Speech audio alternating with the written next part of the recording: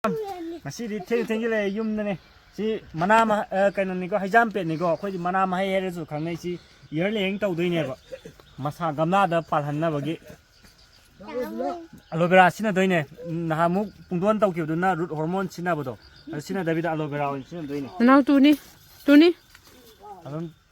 proses itu cap mana niko, si kalau kerja uri je tahu sih nggak, mungkin angang sih na sana bodoh. Mana aham ring mana kopi ni. Tu ni.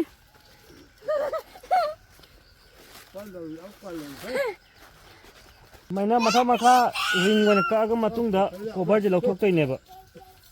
Si cover je, mau di padan siapa nungai ba ni. Aduga sigi apa cambium layer itu jauh ni ba, tu kiat tu ini ba.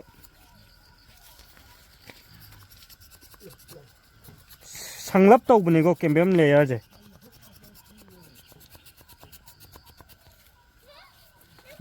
신바 퉁나 왜 키야또 이거 라운드 풀업 양파 아버니 카라다니 키야또 이제 나왔을라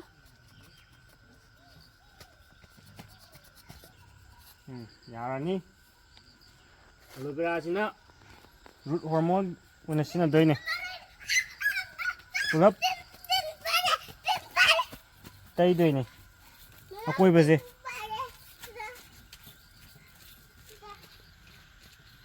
야네. So, sigi lebak toli se santhigi compost ka lebak ka 50% lauraga ising ga tawga toli ne pelhalli ne ba. To sumai matum ta thamabo torokan na nungai na bagi. Aidi santhi compost na bai wane ko any compost vermi compost or ji ai ko. Ado santhi direct compost na tabana tawge yai tha ahum mari phara abadu de. Ado compost na ji phabe hele ko. Koko pit kakna tawar so dum hau buding ambane ko sigi kano je pulap khumjilli ne ba khumjiki lendok ke bado si phadana chena punraga di lusor jo hau da bane ko lebak si phadan chen han ja je na ai khoi ba se ta ho ja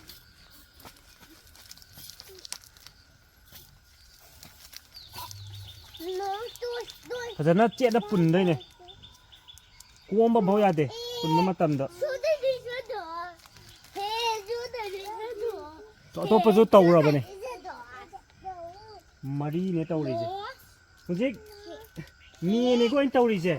Aseng bu dai je Airlayering tau ba je July August ta tau e ba. Ado handak ti nong je adum ti pa ba chu lai mujhe phone da so nong je dum lai ri ba. Aduna humidity wang halaga success rate to helal level nong sum chu be chu le bejina pan ba so loi ke si pan bi si di chap cha re adum July August ngai de dum jik tower do ne adum jik nong adum chu le ra ga oi ra ga di sat hau ni go na ta bi de si nong hang ra ga nung cha sat cha ga di ho do bai chang chang wang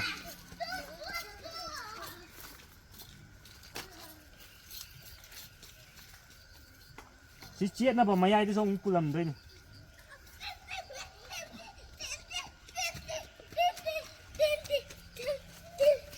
loire sumaina hayeng haurakan da mu update tawjarage